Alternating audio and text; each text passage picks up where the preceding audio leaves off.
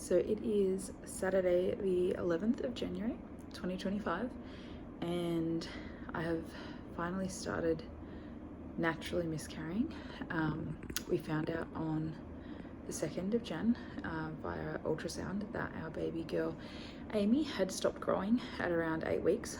So just a few days before we got the ultrasound. It was supposed to be a 9-week ultrasound, and yeah, she didn't have a heartbeat.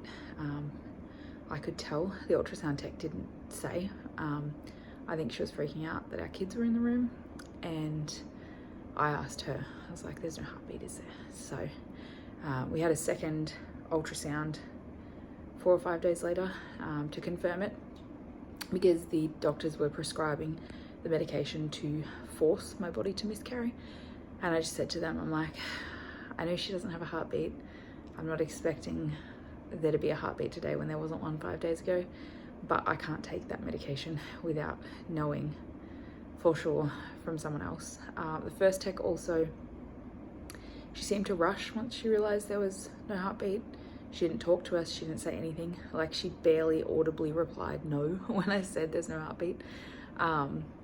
So it just felt really weird.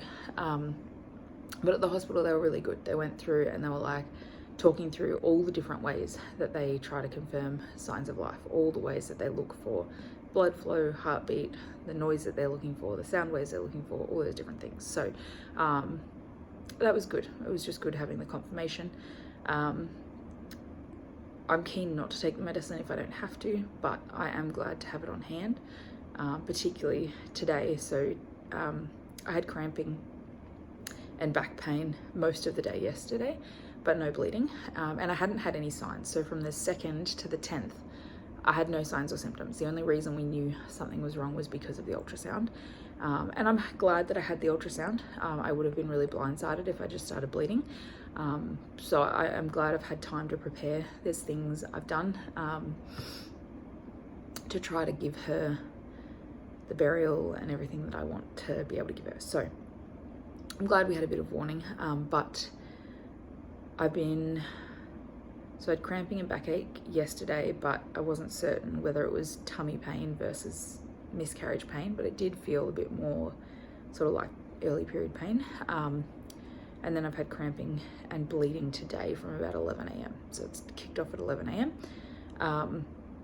But it's just really tapered off. So the hospital's benchmark for too much bleeding is filling 4 pads in 2 hours. If that happens, they want you to be in hospital because it's too much blood loss. I had maybe half a pad in 2 hours, followed by a quarter of a pad in 2 hours, followed by basically nothing for the last, I don't even know how long it's been, 6 hours maybe.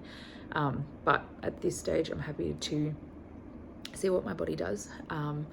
Most of my births, my last 3 births out of the 4 births so far, my body's just done like a lot of slow and gentle prep work before, 1 hour of intense labor. And so I don't necessarily mind sort of waiting and seeing what's happening. And we'll just see. So it's Saturday at the moment. I'm gonna try and have a good night's sleep and see how we go, see what happens. And if I need to take the meds to sort of kick things off, then I will. But at this stage, I'm just happy just kind of waiting and seeing what happens. It's all very manageable at the moment. So yeah, we'll just see how it goes. In terms of what I have done to prepare, I got my TENS machine serviced, but I haven't had that much pain yet. I got yoga mats, so I got 4 yoga mats, and I've got 2 piles of 2 next to each other as a comfortable place to lie in the bathroom if I feel lightheaded at all, because one of my friends said she fainted while she was miscarrying, so I wanted to be prepared if I needed to lay down in the bathroom. But the thing it sort of brought me the most peace in it all, I was really, really stressed about having to flush her away. I really wanted to be able to catch her and bury her. It's really important to me. It's like an important part of our grieving process. And I was really stressed about that. So I asked in a local Facebook group about like if anyone had a commode, but these women posted and said they had urinary pans, which I used after surgery to measure your urine output.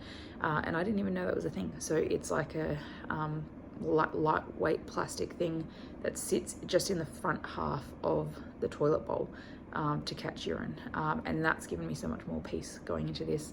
I feel really confident that I will be able to catch her in that.